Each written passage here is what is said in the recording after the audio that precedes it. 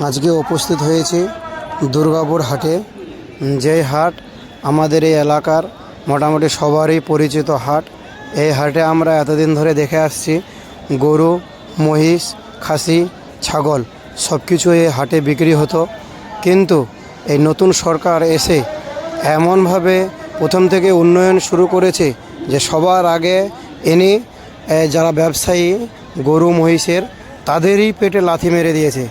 তারা আর গরু মহিষ বিক্রি করতে পারছে না। এই কুরবানির উদ্দেশ্যে যে জমজমাট হাট প্রতি বছর আমরা দেখতাম, জমজমাট হাট বসতো, এই বছর কিন্তু সেই জমজমাট মানুষের মনের মধ্যে থেকে একটা ভয় ঢুকিয়ে দিয়েছে। কোনো হাটে এই সপ্তাহে হাট বসেনি ঠিকমতো। এই যে দেখুন ফাঁকা, গরু মহিষ কোনো কিছুই আজকে উপস্থিত হয়নি বিক্রি করার জন্য। কোনো ব্যবসায়ী আনার সাহস পায়নি। শুধু এক সাইডে আছে খাসির বাজার, সেখানে শুধু খাসি বিক্রি হচ্ছে। তার মধ্যে সম্পূর্ণ হাটের মধ্যে একটা দেখা গেল দুম্বা, একটা দুম্বা এই হাটের মধ্যে উপস্থিত হয়েছে।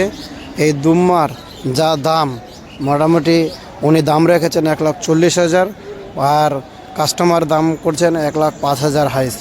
এখন কার ভাগ্যে যে জুটবে বলা মুশকিল।